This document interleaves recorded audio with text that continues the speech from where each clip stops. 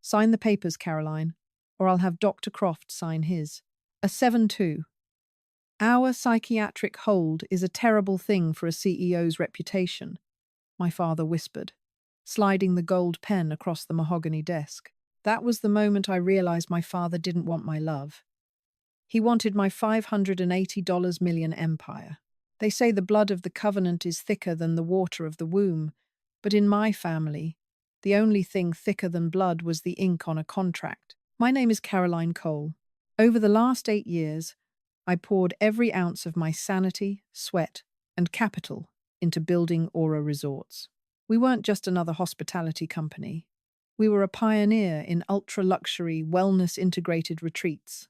From the jagged cliffs of Big Sur to the pristine beaches of Street Barts, Aura was the sanctuary for the world's elite. Just 3 days before the worst night of my life, a major Wall Street firm had officially valued my company at $580 million. I had built this empire completely independently of my father, Ethan Cole. Ethan was a titan of New York commercial real estate, a ruthless, old money developer who viewed my wellness resorts as a cute little spa project. He had explicitly refused to give me a dime of seed money when I started, telling me I lacked the predatory instinct required to survive in real life. I didn't care. I found private backers, leveraged my own apartment, and worked 20-hour days until Aura became a gold mine. So, when my father's assistant called to invite me to the family estate in Southampton for a private celebration of my recent Forbes feature, I should have known better. I should have recognized the scent of a trap, but beneath the polished armor of a CEO, I was still a daughter who craved her father's validation. I drove up from Manhattan on a stormy Friday evening. The rain lashed against the windshield of my car, mimicking the uneasy feeling churning in my gut. When I pulled through the towering iron gates of the Cole estate, the house was mostly dark. There were no caterers, no valet, no signs of a celebration. I let myself in, shaking the rain from my coat. Dad? Mom? In the study, Caroline. My father's voice echoed from down the hall.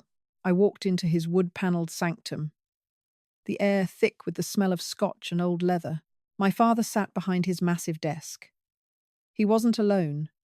To his right sat Harrison Cole, his longtime fixer and attorney, a man with the warmth of a reptile. To his left was a man I didn't recognize, a gaunt, severe-looking man in a tweed suit holding a leather-bound folio.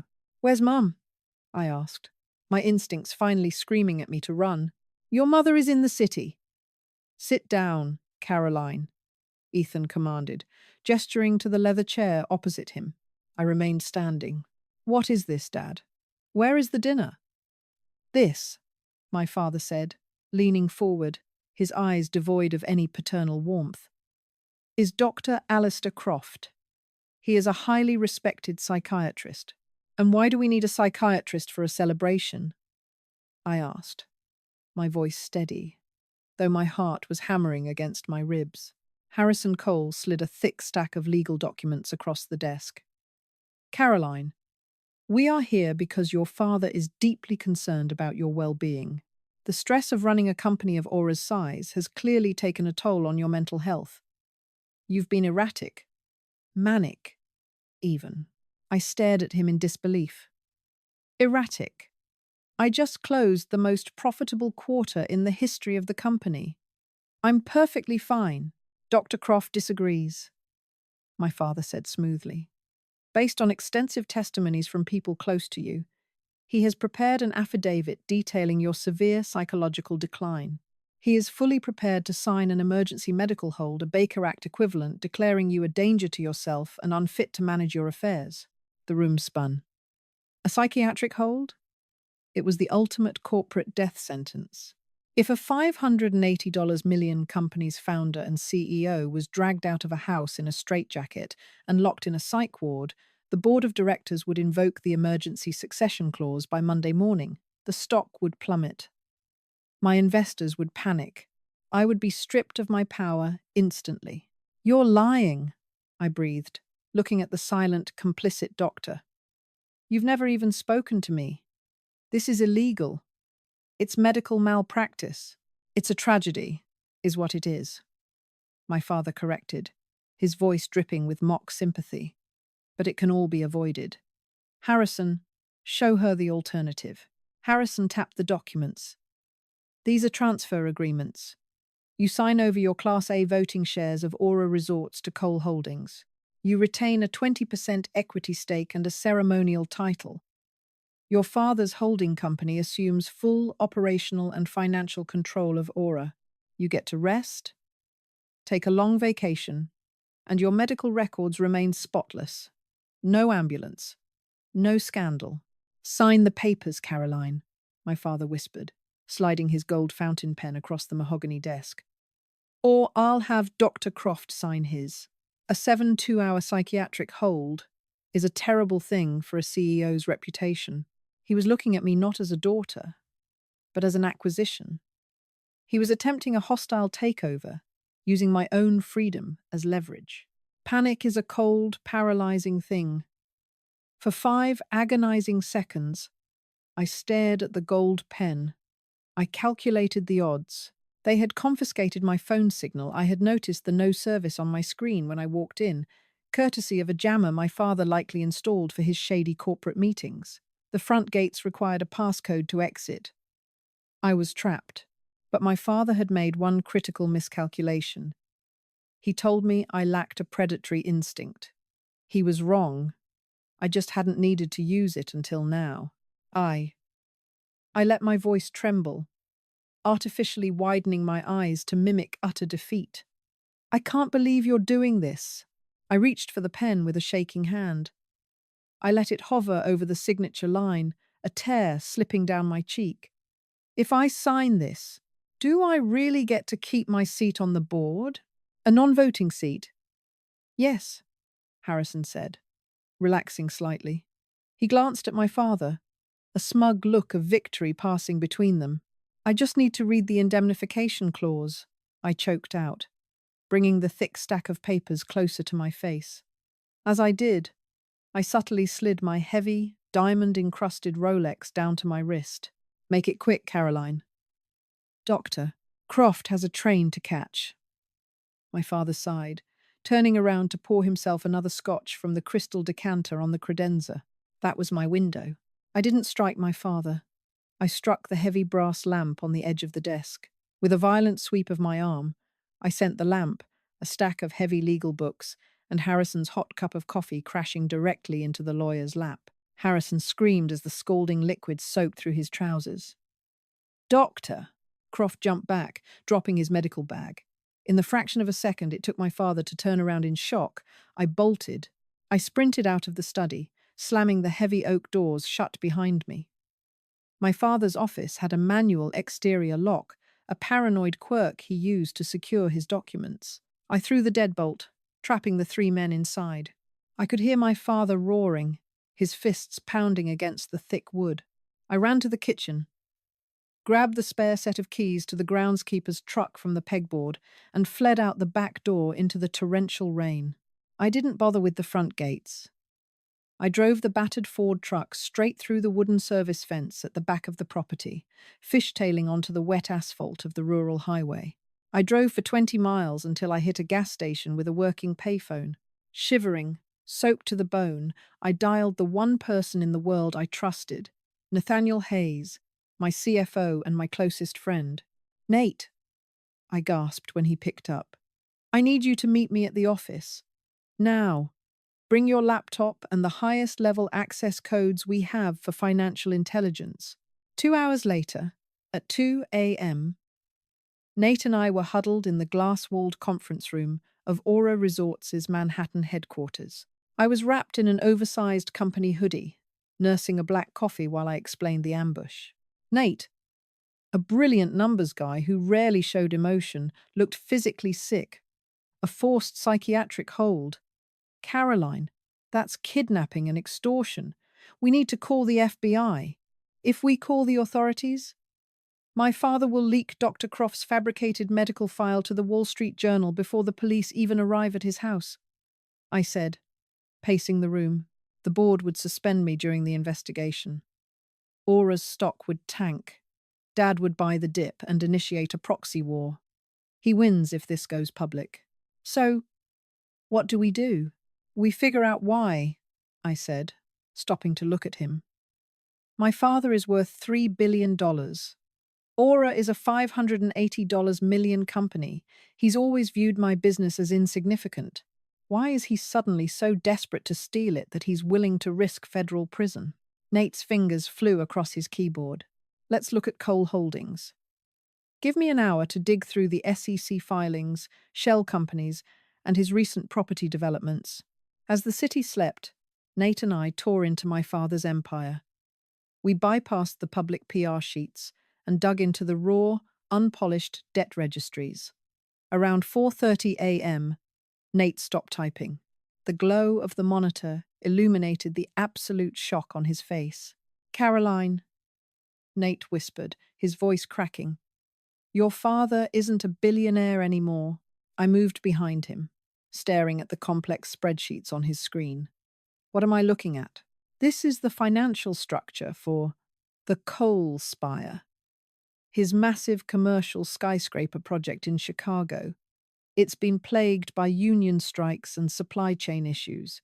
It's 4 years behind schedule. Nate pointed to a cluster of red numbers. He couldn't get traditional bank loans to finish it, so he cross-collateralized his entire New York portfolio to secure private funding. How much? I asked, a cold dread washing over me. $420 million, Nate said grimly. And here is the kicker. He didn't borrow it from a bank. He borrowed it from a private equity firm called Obsidian Capital. They are known as corporate vultures. They do loan-to-own deals. If you default, they don't just take the building, they liquidate your entire holding company. I stared at the screen, the puzzle pieces violently snapping together. When is the debt due, Nate? Nate clicked a document. 90 days. He has a balloon payment of $420 million due in exactly 90 days. His properties are highly leveraged, and commercial real estate is in a slump. He doesn't have the cash. But Aura does. I realized, the horrifying truth settling over me. Aura has zero debt, a pristine balance sheet, and massive liquid cash reserves. He didn't want my company to run it. He wanted to drain my accounts to pay off his toxic debt to Obsidian Capital. He was going to bleed my life's work dry to save his own skin. I looked out the window at the Manhattan skyline, where several of my father's buildings proudly displayed the Cole name in neon lights. He was a fraud, a desperate, drowning man trying to use his daughter as a life raft by holding her head underwater. He's going to come for you again, Caroline, Nate warned softly. He has 90 days before he loses his empire. He's a cornered animal. He'll find another doctor, another judge, another way to force you out. I know, I said, turning away from the window, the fear completely gone, replaced by a white-hot, diamond-hard rage, which is why we aren't going to wait for him to attack. What are you thinking? I looked at the name of the ruthless private equity firm on the screen. Nate, get me a meeting with the head of Obsidian Capital. If my father's debt is the weapon he's dying by, I'm going to be the one holding the sword. The financial district of Manhattan is a concrete canyon where empathy goes to die. By Tuesday morning, the storm that had soaked Southampton had cleared, leaving the city air crisp, cold, and razor-sharp. I needed to be sharper. Obsidian Capital occupied the top 3 floors of a sleek, black glass monolith in Hudson Yards. They were the apex predators of the private equity world.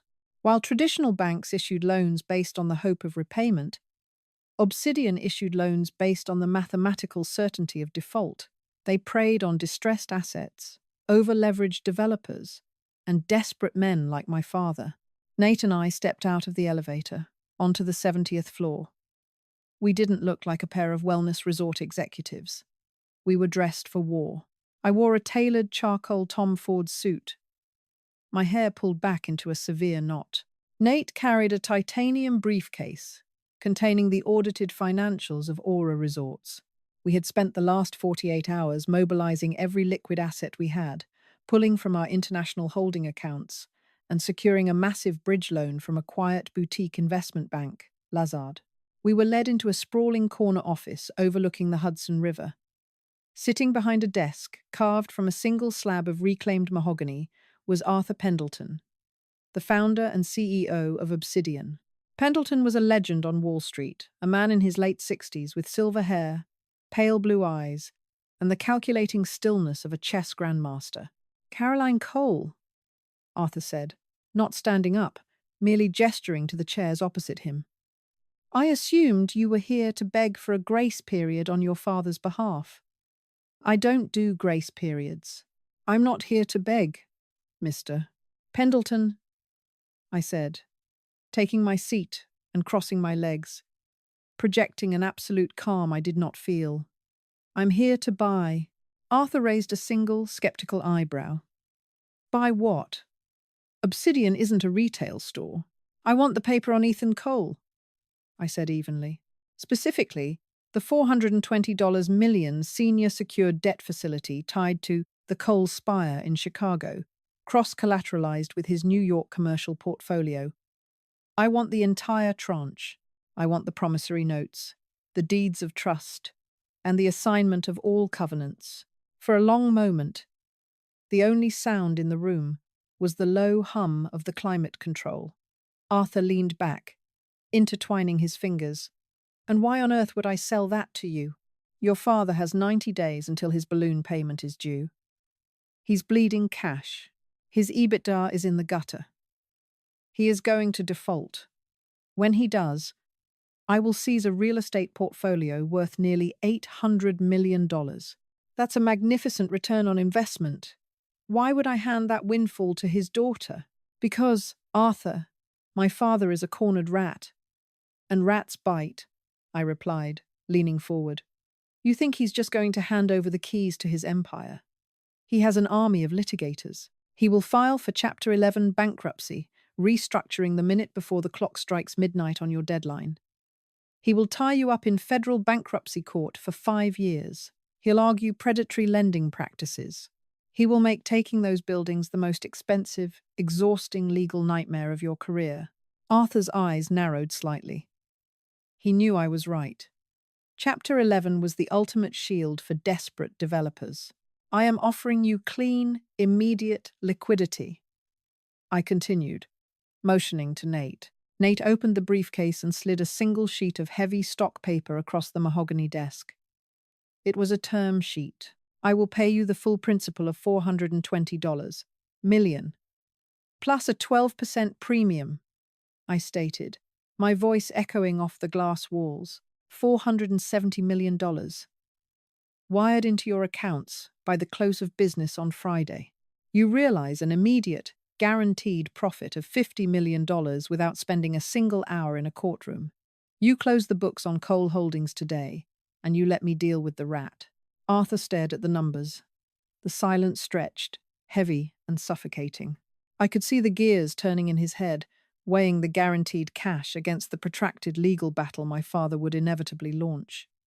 He looked up, his gaze piercing right through me. "You're his flesh and blood," Arthur said, a hint of genuine curiosity in his voice. "Buying his debt doesn't save him. If you assume the covenants, you become his executioner. Why are you doing this, Caroline?" 3 days ago, my father lured me to his house, locked me in his study with a corrupt psychiatrist, and threatened to have me committed to a psychiatric ward unless I signed my $580 million company over to him, I said, my voice dropping to a deadly whisper. "He tried to bury me alive to pay you. So now, I'm going to take the shovel out of his hands." Arthur Pendleton stared at me for a long time.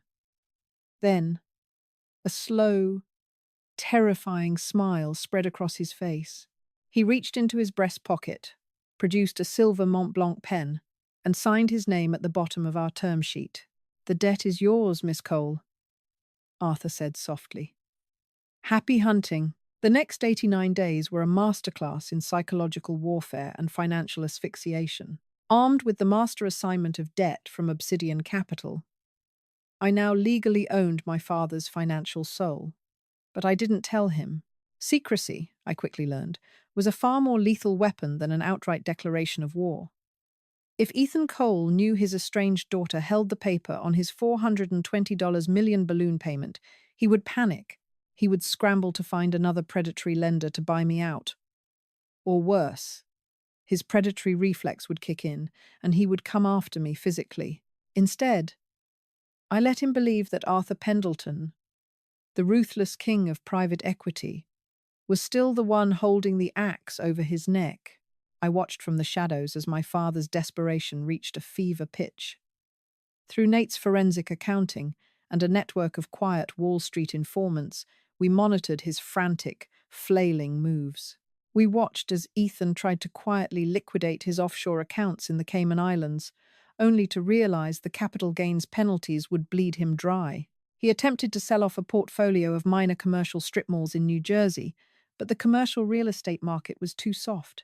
Nobody was buying at the inflated prices he needed. We even intercepted rumors that he had flown to Dubai to beg a sovereign wealth fund for a mezzanine bridge loan, only to be laughed out of the room when they saw the toxic state of the Chicago Spire project. Meanwhile, my father hadn't given up on stealing Aura Resorts. He still believed that my $580 million company was his only viable life raft.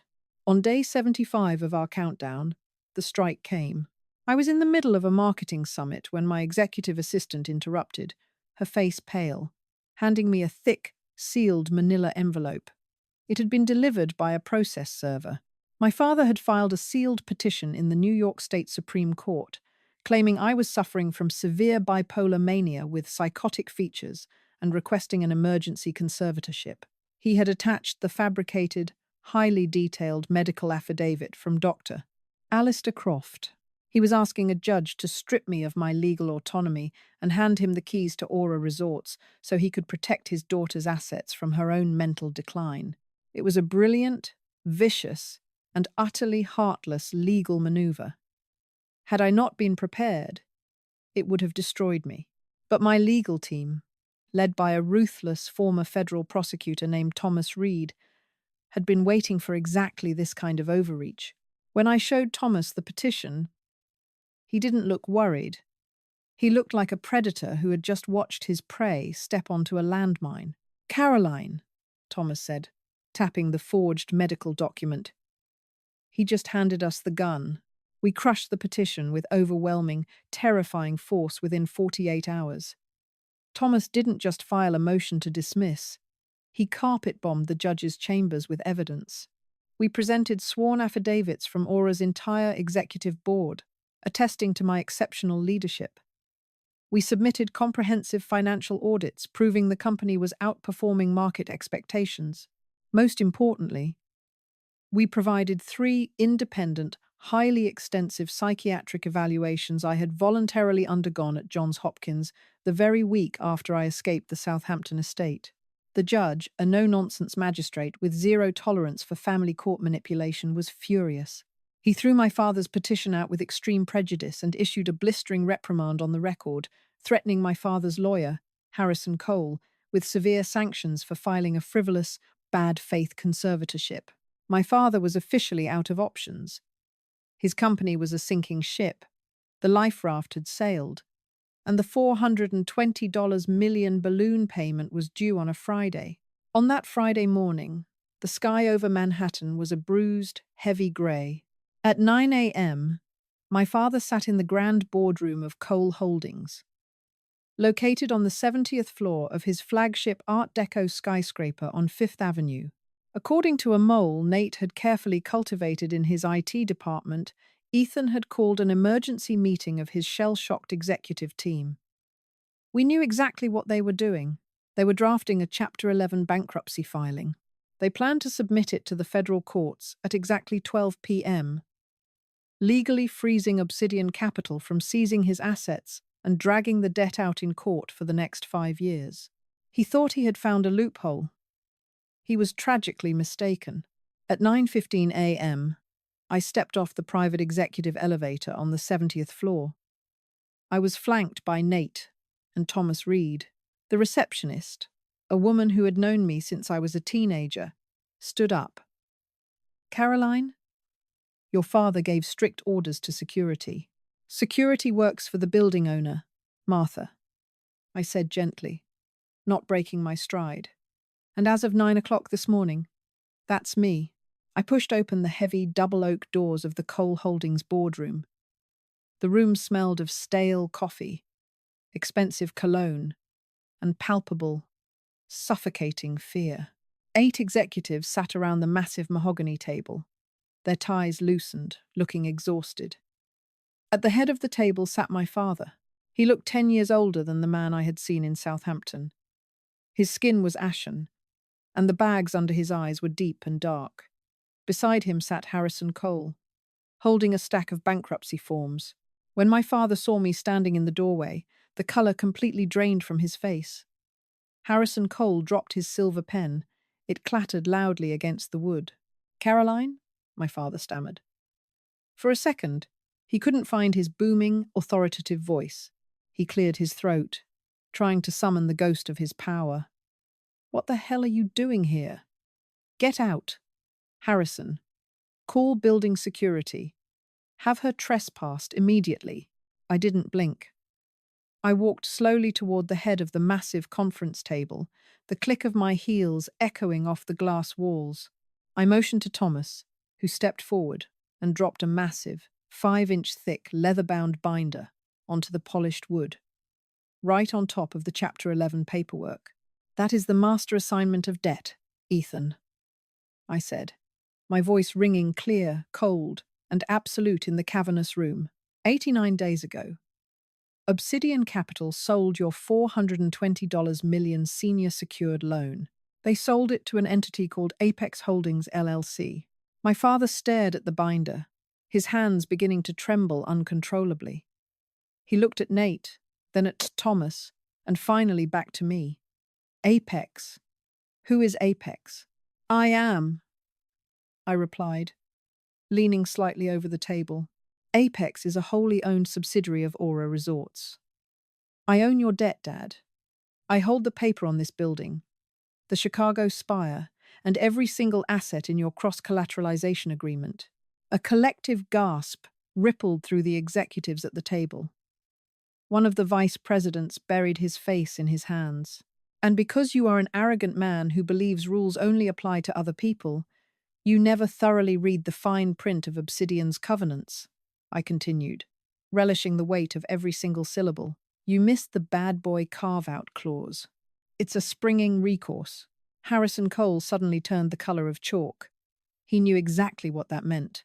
"The covenant states," Thomas Reed interjected, his voice carrying the lethal precision of a prosecutor, "that if the borrower attempts to initiate bankruptcy proceedings or is found to have engaged in fraudulent legal filings to illegally shield assets or delay the lender, the loan immediately defaults. It bypasses the 30-day grace period entirely."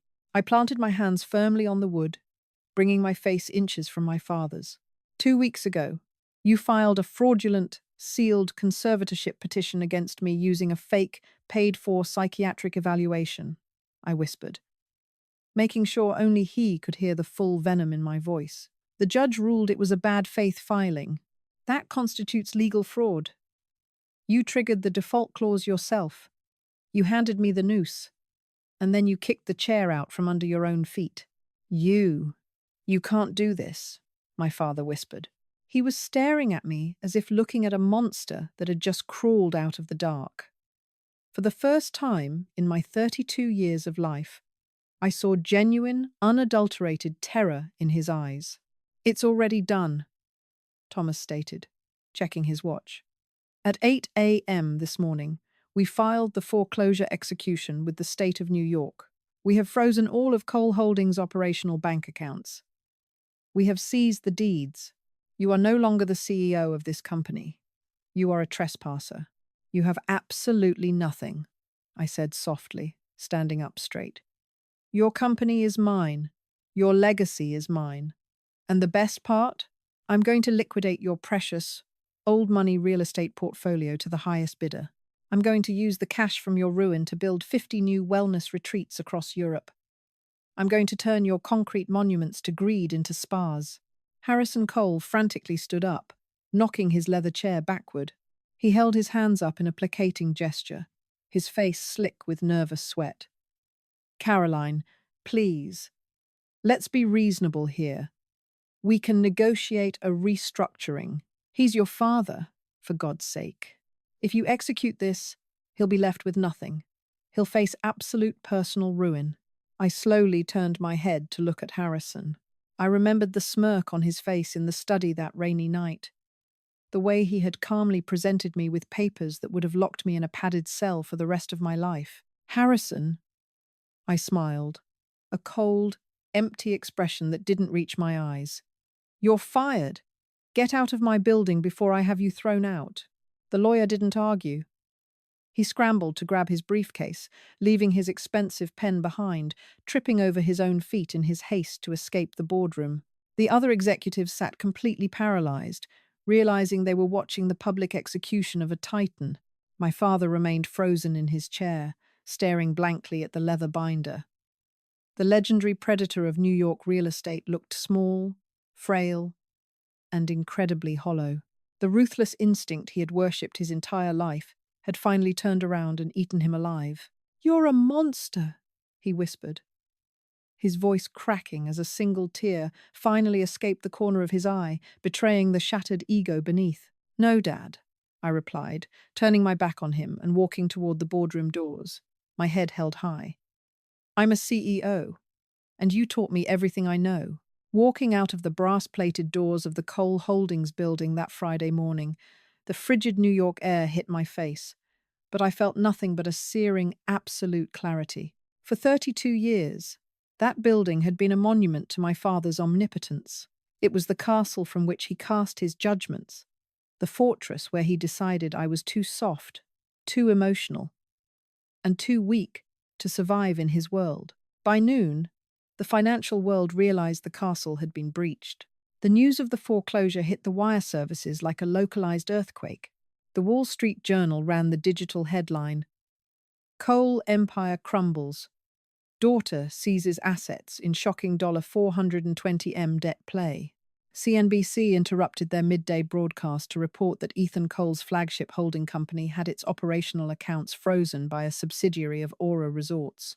The immediate aftermath was a chaotic symphony of panic, but Nate and I were the conductors.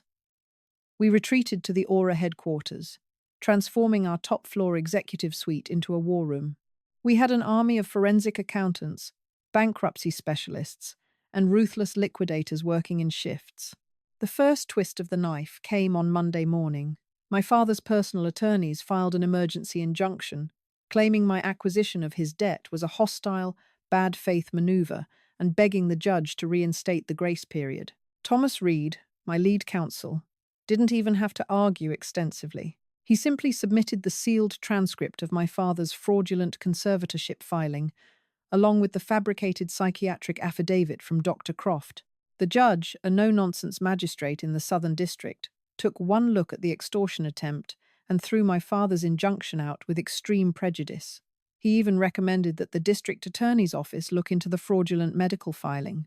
With the legal roadblocks cleared, the true dismantling began. My father's empire was a house of cards built on ego and cross-collateralization. Because he had leveraged his stable, old-money New York properties to fund his disastrous coal spire in Chicago, everything fell like dominoes. I didn't want his real estate. I wanted the cash to expand Aura, and I wanted to erase his legacy from the skyline. We started with Chicago. The half-finished spire was an eyesore, a monument to his hubris plagued by union disputes and structural delays. I sold the property at a fire sale discount to his most bitter rival, a Chicago-based development group that Ethan had spent a decade trying to bankrupt. They bought the site for pennies on the dollar, immediately scrapping the coal spire blueprints to build affordable corporate housing. Next was his New York portfolio. Over the course of 6 weeks, we auctioned off his commercial properties in Midtown and the financial district. The market was soft. But we didn't care about maximizing the cap rates. We cared about speed. We liquidated $1 billion worth of real estate to cover the $420 million debt. The exorbitant legal fees, and the severance packages for his staff.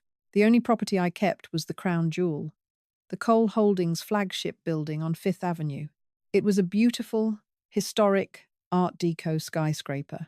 3 months after the takeover, I stood on the sidewalk across the street and watched as a massive crane lowered the neon Cole letters from the parapet.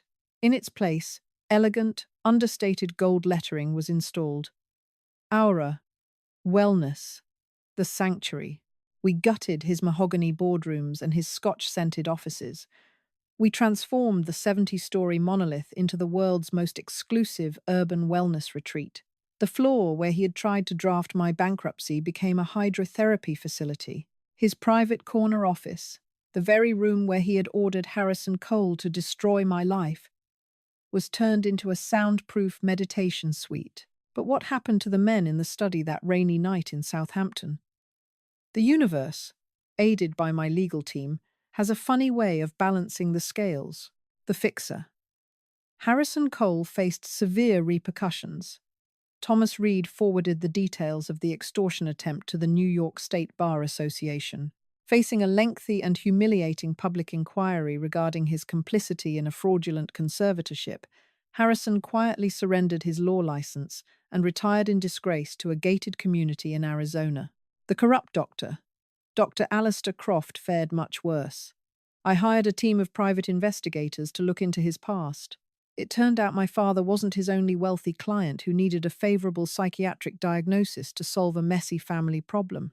We handed the dossier over to the New York State Office of Professional Medical Conduct. His license was revoked permanently, and he narrowly avoided federal prison by cooperating with an ongoing investigation into medical fraud.